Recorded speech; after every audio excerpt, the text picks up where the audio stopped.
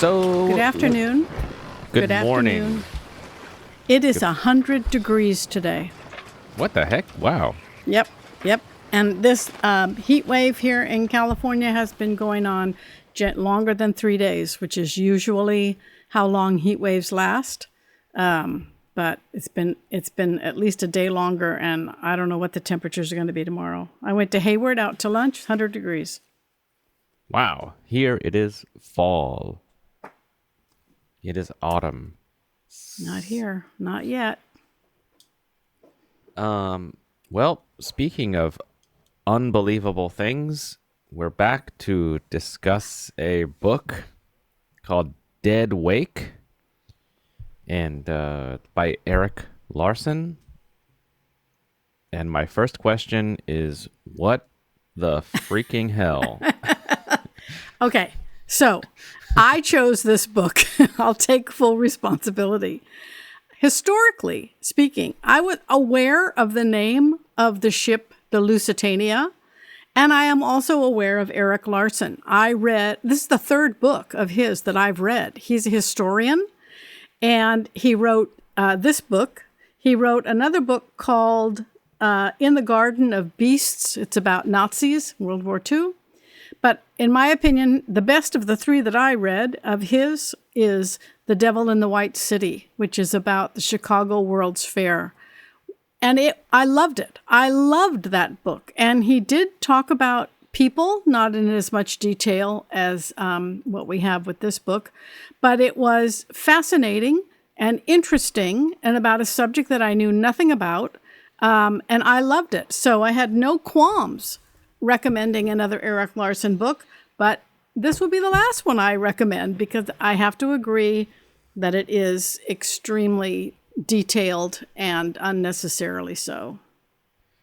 Yeah, I was like, I was nostalgically remembering the Dickens thing, like, oh my God, I would like kill for some,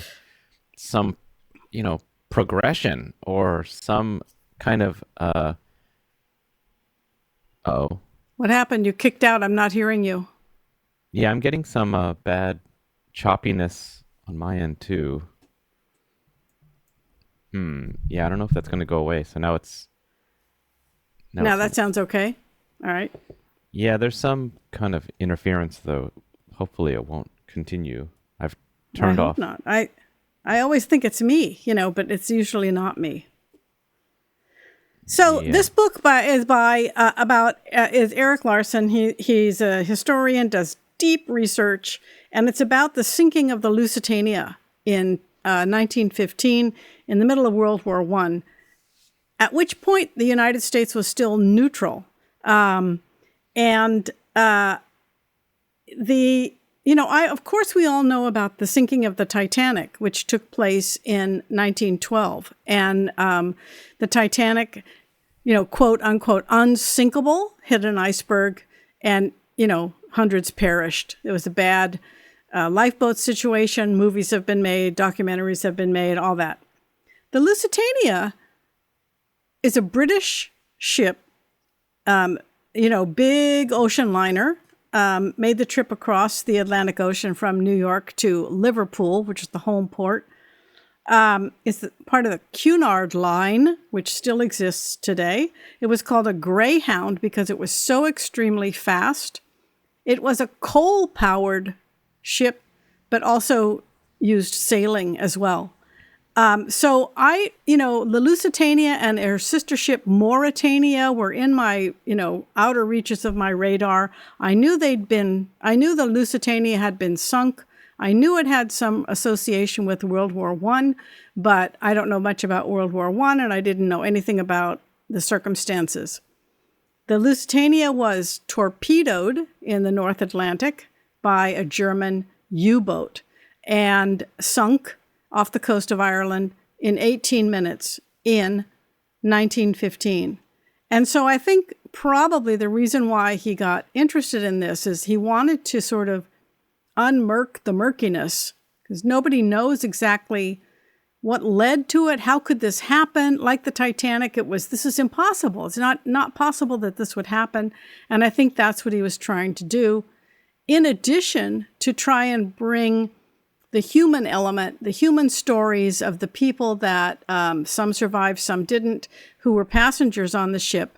And I think he just went, no pun intended, a bit overboard on that. But it was a little bit too much detail. And it did get a little tiresome after a while because he didn't know what was important and what wasn't important. Wow. Well, my whole remainder of this podcast is going to be outdoing that going overboard comment.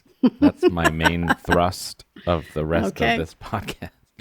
Okay. I was baffled. I was saying out loud in my home, nobody's here, just saying, "What the fuck?"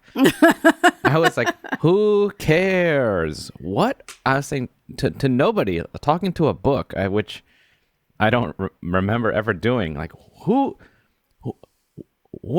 cares about this? And so it reminded me. It reminded me so much. It just triggered a memory that I'd totally forgotten about. That when I was in university, I went there. I was 18. And there was a guy in my college, and what he would do is he would approach people very unusually and say, "I know all of the interstate highways and freeways across the continental United States." And you're like, "What? What? Why are you telling me this?" He's like, "Go ahead, try." And I'm like, "Try what?" He said, "Name any 2 cities in the continental United States." I'm like, "Continental?" He says...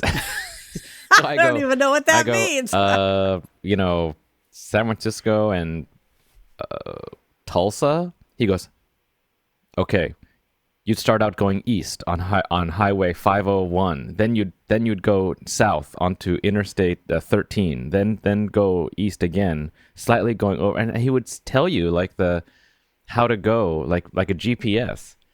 And I was like, "Wow, so you're saying you know all the freeways?" He's like, "Yes."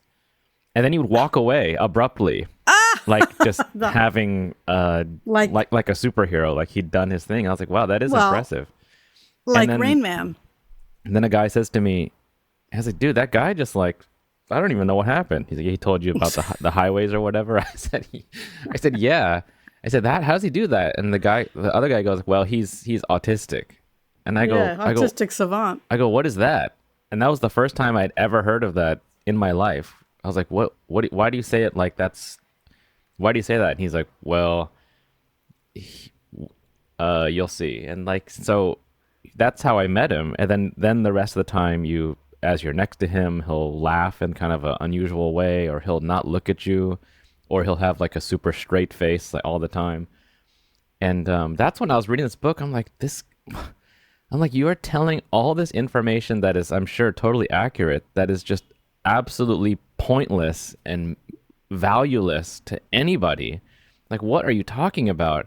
There was there was the literal, the data, just all the relentless detail about where Mrs. Winthrop got her suitcase on what street during what seasonal summer sale with her luncheon associate. Same thing. I was like, luncheon? These little words that would be like, wait, what do you... And then, so there's all the data. Then there would be his writing style where certain things would be placed in, positions of significance. And you're like... that's when I'd be like, "What the hell?" He'd say, Mr. Havisham or whatever received a wire from London asking how the weather was in the lovely New York City. And he responded, "Delightful." End of passage. And I'm like, what? What? Well, you're supposed to feel the dramatic irony that, it's not going to be delightful. Guess what? Oh my God. Oh, well, that went way over my head because they're not even on the boat yet. They're talking about that's true. How the staff are positioning the gangway up the board or whatever. The guy's in his hotel. So it's like, okay, well, there's 400 pages left. Yeah. You're building. Yeah. Okay. That totally did not register for me then, because it was, oh wow. So Well, the book is almost half notes. So as you pointed out, it's absolutely accurate, but a lot of unnecessary details. But I think he was striving to give you the ordinary human being perspective, these sort of unassuming passengers, innocent bystanders getting caught up in the whole political martial situation that they were in. But I have to agree with you. I did also notice, wait a minute, we're not even on the boat yet. I've read a third or something, and we're not even on the boat. I do feel the same way about this one. I think this one, I still strongly recommend The Devil in the White City, but I can't recommend this one. And who knows the details? The problem with this book at the end, I mean, he goes into detail and he goes day by day of the voyage, because the voyage was only 5 days, because it's super fast ship. He goes into great detail about the captain of the Lusitania. He goes into great detail about the captain of the U-boat that fired the torpedo that sunk them. Very great detail about the weather conditions, of this, the that, the everything. Nobody knows Nobody knows, my generation, surely not your generation, knows anything about the beginning of World War I. I mean, it just seems so long ago. And the essence of my reaction to this book is, I hate to say something so glib and so, 2022, but it's just kind of a nothing burger, because here's this sinking of this huge passenger luxury liner, and yet nothing happened as a result of it. This didn't spur the United States to get into the war, which is, I think, possibly what people hoped. It took Woodrow Wilson 2 more years to enter World War I, and I don't know what that means. It left me with a sense that someone devoted so much time and effort into this book, a story of this event, and this event itself was not worthy of such dedication in this book. Because I'm pretty sure, World War I was, I don't even know. I'm just going to say that it was just a typical regional dispute. I want to say regions like Alsace and Lorraine used to belong to Germany, and they said, we're going to take that back. And everybody else got pulled into it. And then because of shipping had made everyone so interconnected, it's well, now we got to get in. Well, now they're really messing us up. And it just rippled out and then widened. The war widened. And so... Right. But World War II was, that was about, an actual a regime with the power and industrialization to actually kind of wipe out everybody, I guess. But create a more global threat. Yeah. World War I might be if other countries join in on Russia versus Ukraine, it's it was just they both Israel versus everybody. Yeah. Yeah. I think that's how all, quote, world wars develop. They develop as kind of and I think that's the deal. History is often about battles and about geography and about, who owns this land and who's going to take that hill. And I remember when I was in graduate school, I think I was, a teacher, and I went into the library and I got some history books because I thought, I'm going to try and understand what went on. And the first history book that I opened up was all about wars and who had this property and who took that property. And I don't care about that. I care about the people. And I wish that this had been better. I wish the people in this book, I guess, had been better served, but they're just sort of, innocent bystanders in this story that that at the end seem relatively inconsequential. I just don't think this whole story has the gravitas that I wish it had, I guess. Maybe I'm underestimating the sinking of the Lusitania, but it did not result in the United States getting into war. Even the Titanic sinking 3 years before should have given an object lesson about lifeboats and drilling and life preservers and that thing. And there were half measures to make those conditions safer. But still, the malfunctioning, the not staff not being able to take care of people to get into the lifeboats not working. It was just kind of really sad rather than tragic. I don't know. Well, yeah, like, the people are rich. They're going to London for some reason. They know they're going to be going through a war zone. They do know they're going through a war zone. And they're all just reassured, like, well, it's the fastest boat. Like, we're going to be going full speed right into the harbor, so no problem. And one guy has his own custom-made life vest, and we have to keep getting updates about him tightening his life vest like that. I'm like, what are you doing? And yeah, these life vests, the whole, apparently they were new life vests, and they were kept them in their room. They were distributed, and they were kept in their room. Kind of weird. Well, there was one guy who had bought his from the Wanamaker building, and it was top of the line, and he kept getting brought back so many times about him and his life vest.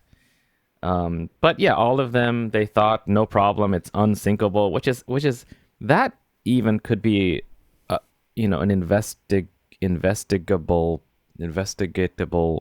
topic. Like, why would you think a boat, just because how big it is, just can negate the physics of an explosion puncturing like one segment of it, and then you're going to go down. It's like saying this is the tallest building, it will never fall over. It's like, well, if you hit it in the right place, it will. Like, why would that? So it's just kind of a funny thing. It is weird. I think there was the overconfidence. I think the situation occurred because of overconfidence, and also because of just denial. They wouldn't dare. How dare they? But they did dare. They did. The Kaiser Wilhelm said, it's okay, U-boats, attack anybody. That's all they did. They went out and hunt ships to sink. And they don't have to give warning. There's no rescue attempt. There's just find, ships that don't belong in that territory. It's open season, and just sink them. And that's what they did. That's exactly what they did. Yeah, it was interesting. Yeah, going to the Germans, I was like, here are some good characters. Let's find out about the Germans, where like these are actually like when the German part is like, what? Back to like the Americans? Like, oh God. But seeing how, there's two parts of the submarine. They both have to dive at the same time. They use electrical power going much slower in the water. They had to anticipate when the torpedo will arrive at the side of a boat. They had to, they couldn't stay down too long. They only had so many torpedoes. I was like, oh, that's good stuff. But what was the one thing I was thinking about? I lost it. Well, the details about the boat, about the ship, and about the submarine were interesting, I found, because I didn't know anything about them.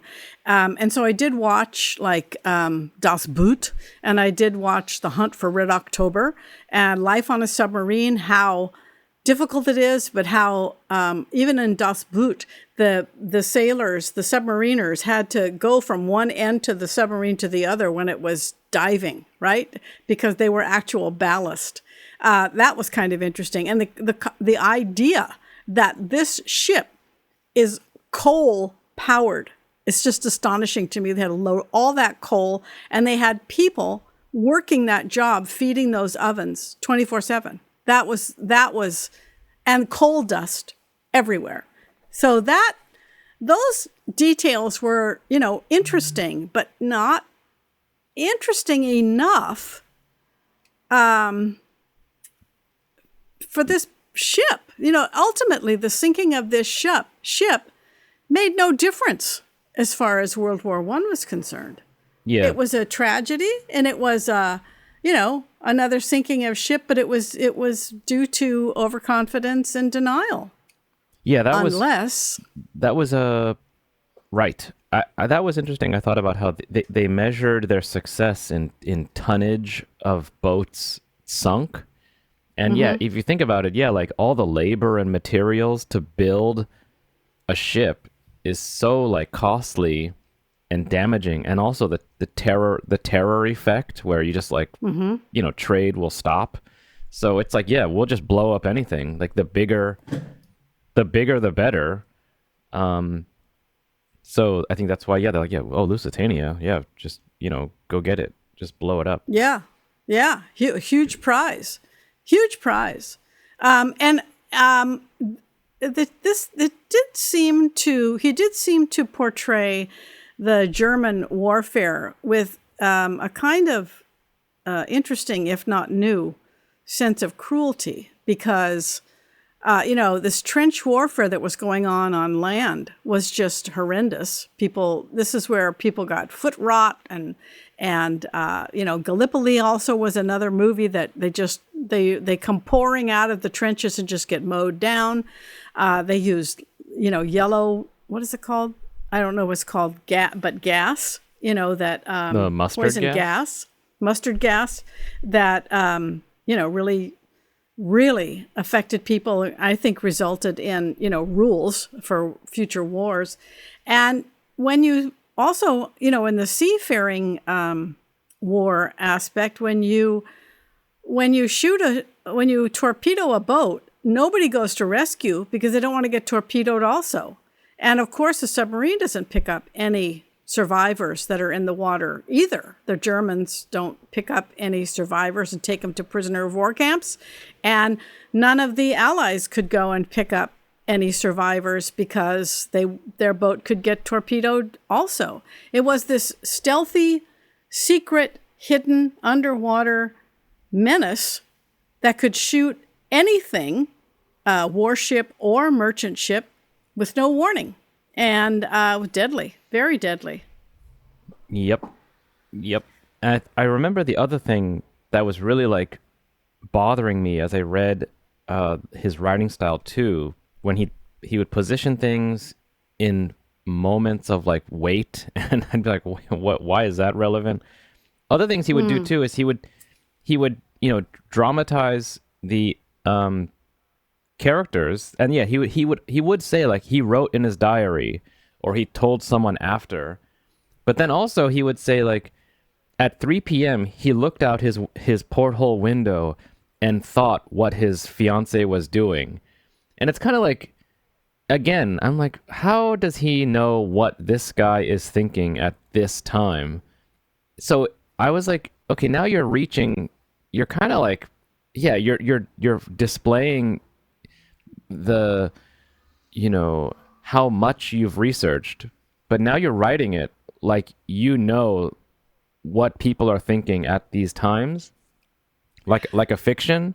Like I think that you gotta say every time he wrote down that he thought this at this time. Like you can't just start throwing it in there like you're scripting what all these characters. So that's when I really started skipping stuff. Like, okay, I don't really trust this guy anymore. This writer's just kind of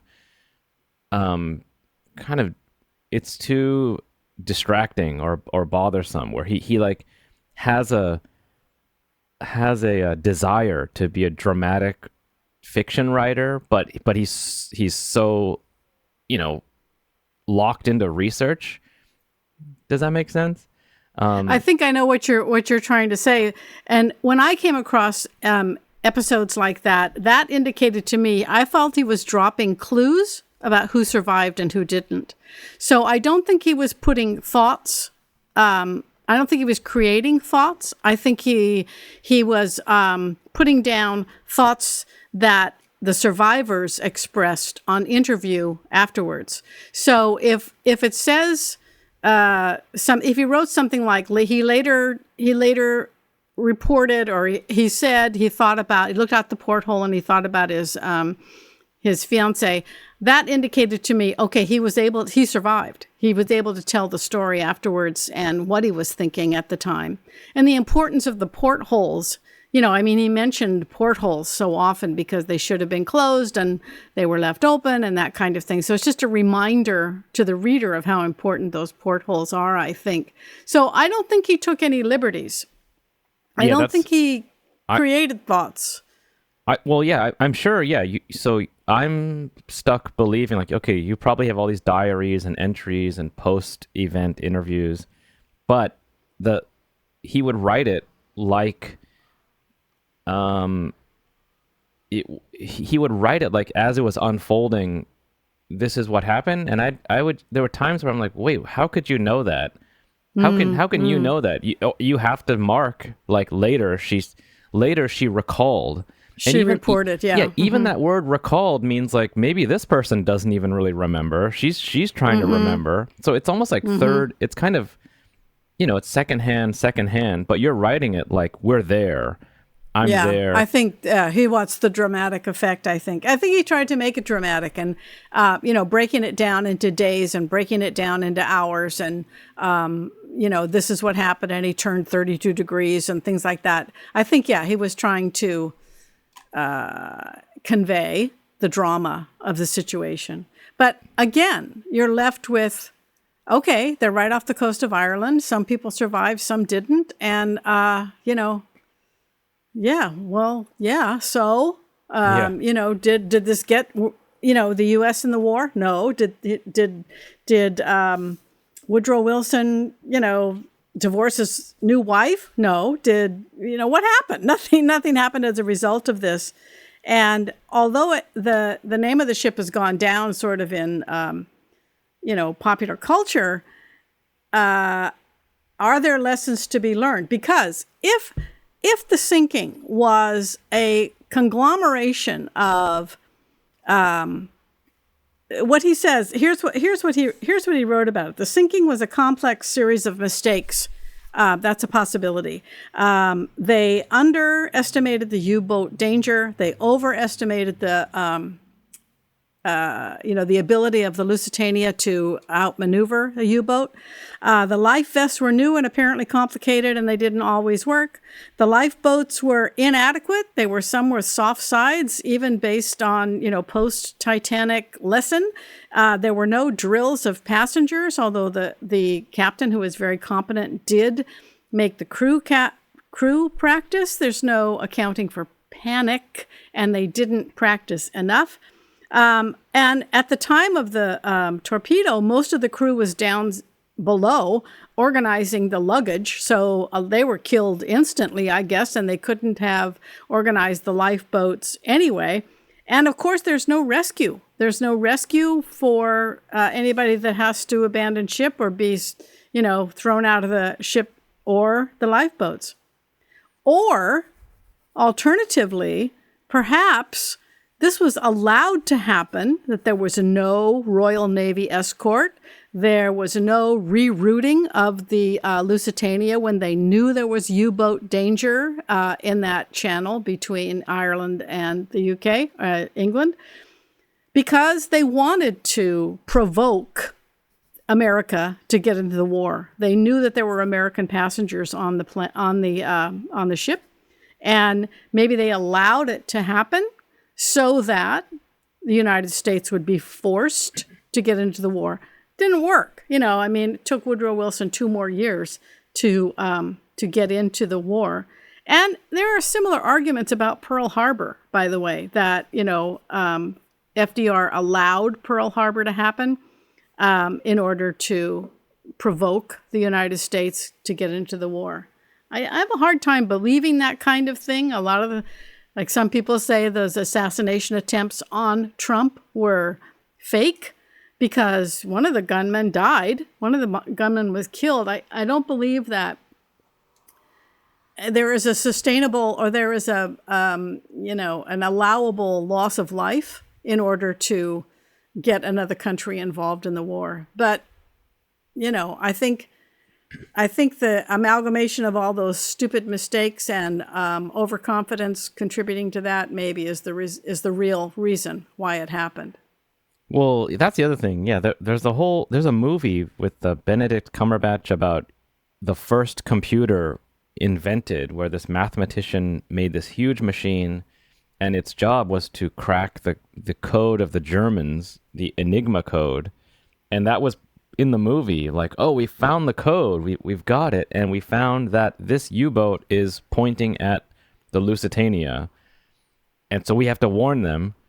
We have to tell them to hurry up and get out of there. And someone else says, like, no, don't do that, because then they'll know we figured out their code. We have to wait for a more strategic message where more of their boats are together, then really blow them up, and then it'll, all this work we've done will have a better payoff. So that was like the dilemma of the movie, that they did know. And even in the movie, one character's cousin is like on that boat, and he had to keep his mouth shut. And then later that mathematician was like shunned or something afterwards. That's interesting, Cumberbatch.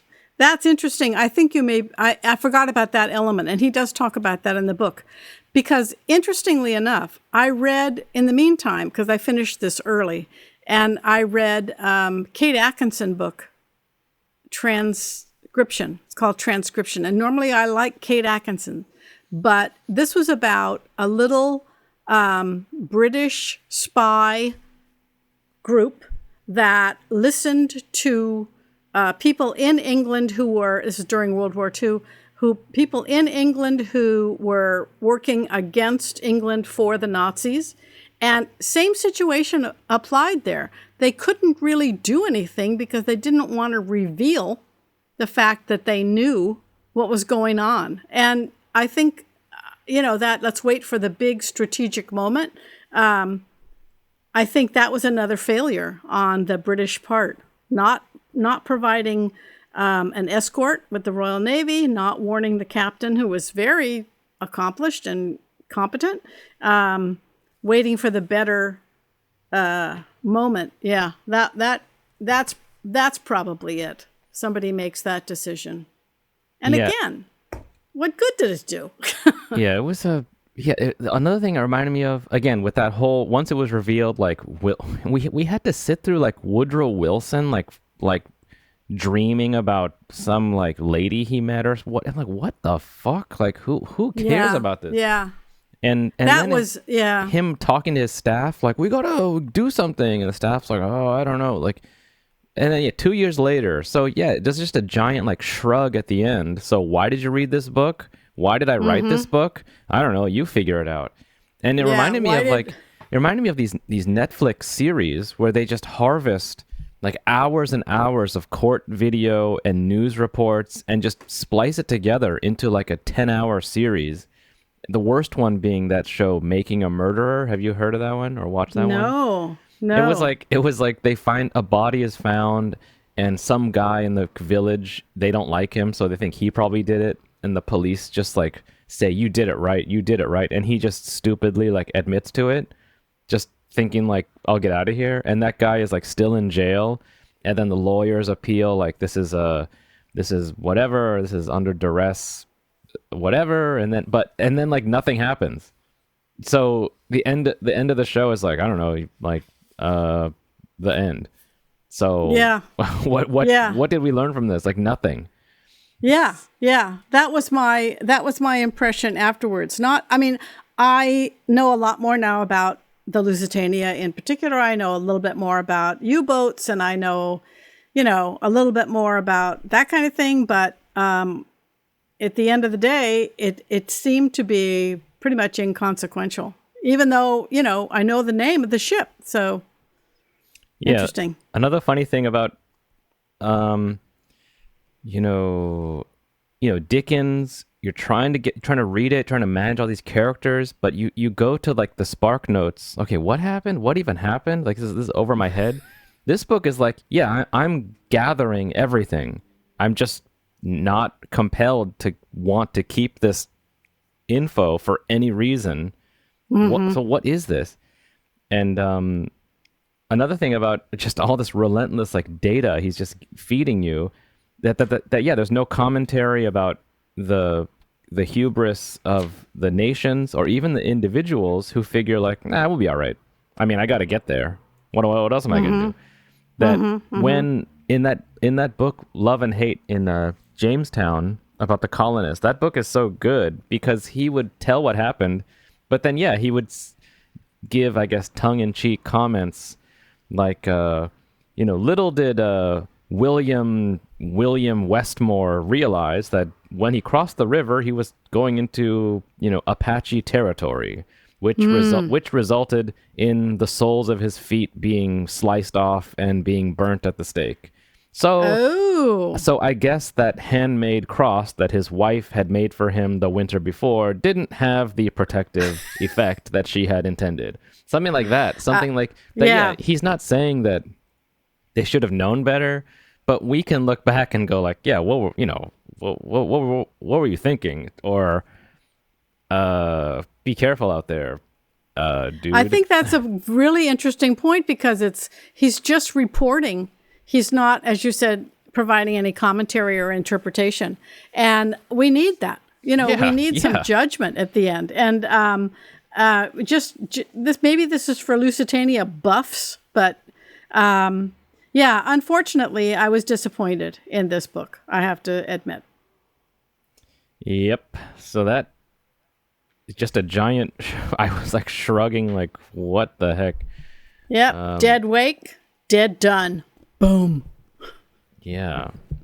And so, I was trying to compare it to things like, but people like, fashion magazines, like what are they wearing over at in Italy right now? Or what is that bag? And even that, I mean, that's not totally pointless because you could go out. The goal is, you should buy this or you should copy this. You should you can do this too. But again, I'm like, this book, well, we can't do anything with the fashion, choices of these people 100 years ago. So again, I'm like, what? I'm like baffled. Yeah, that's the word. I'm like baffled. What? And I'm only thinking about that guy. Like, why would you want to know all the highways of America and tell people who are not in either of the destinations, the places or origins?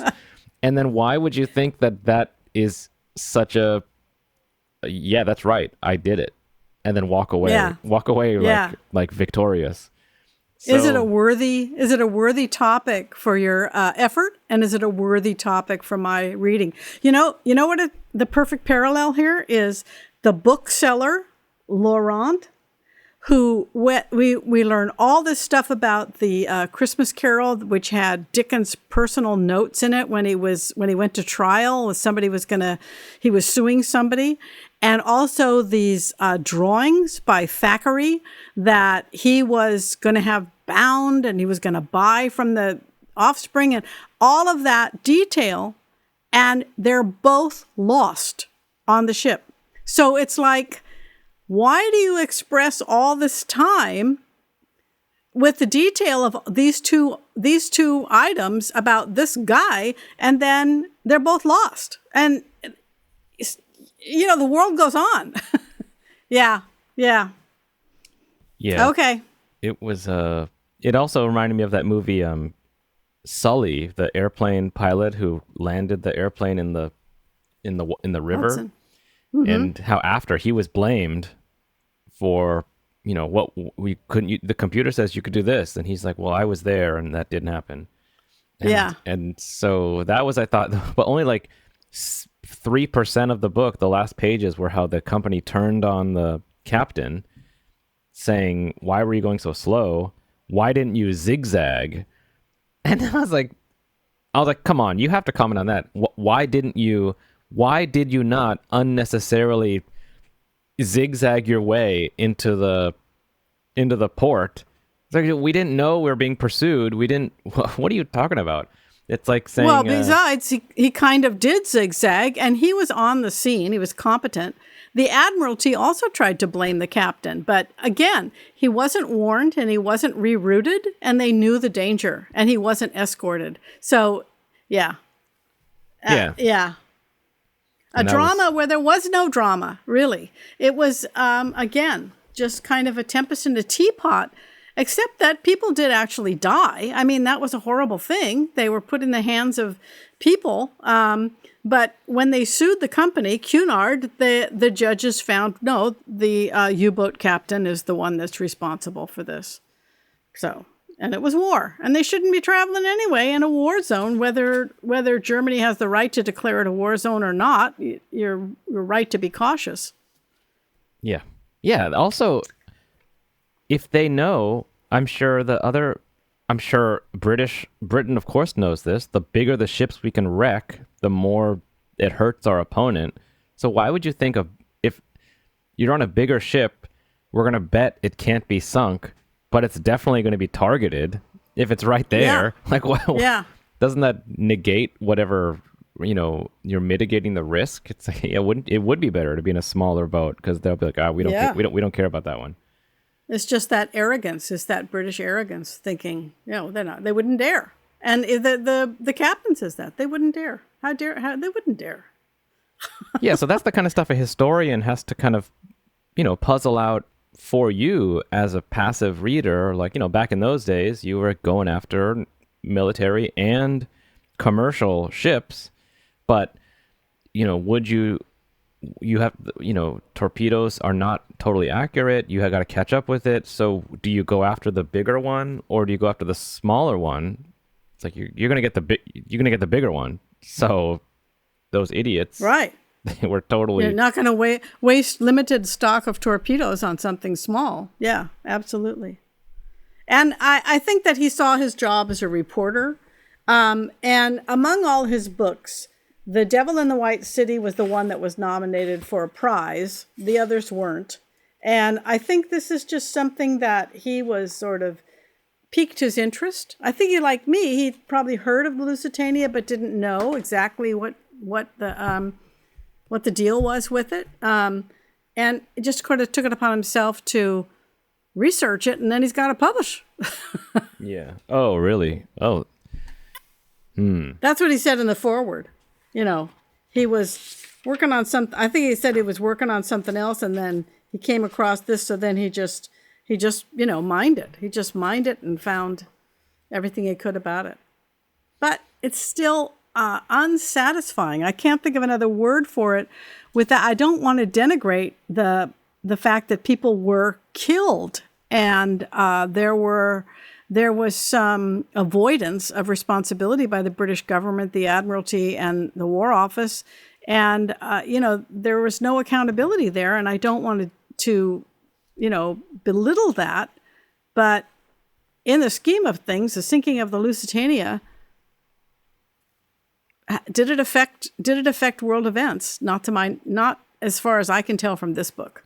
Yeah, it also said there were like 1,300 people on the boat, I think, and like 600 survived, and I think in total like 130 were Americans.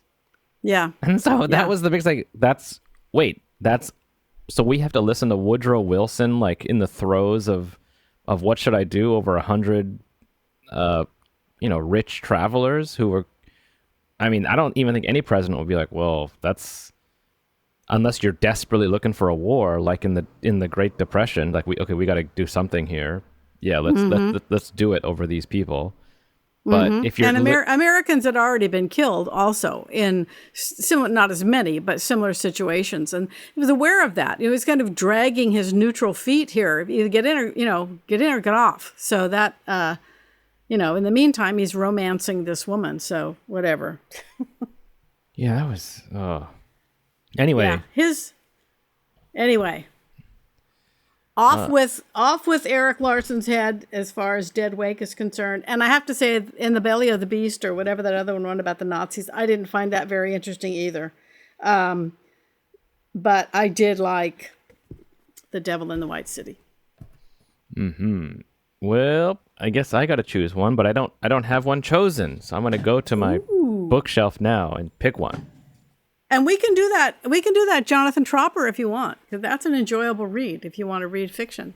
And I read it a long time ago, but don't be afraid to have me read something that's not necessarily new. I am so widely read.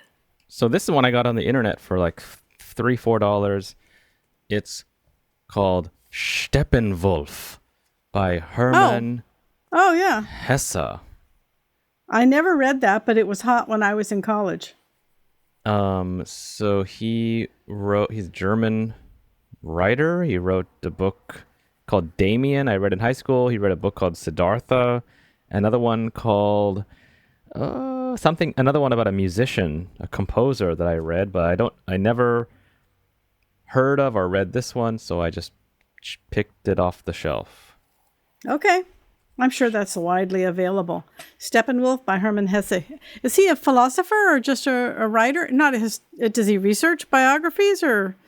We'll find out. He was a novel writer, but he was connected to Carl Jung. He was a subject or a patient, or he would work with Carl Jung about the psychology of dreams and so that and different. Okay, that's a departure for me. Good.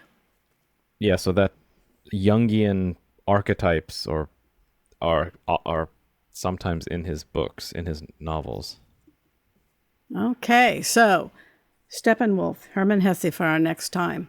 All right, I am now going to. Well, I'll sign off by myself. We'll see you next time. I'll re-up and I'll sign off myself as well. We'll see you next time.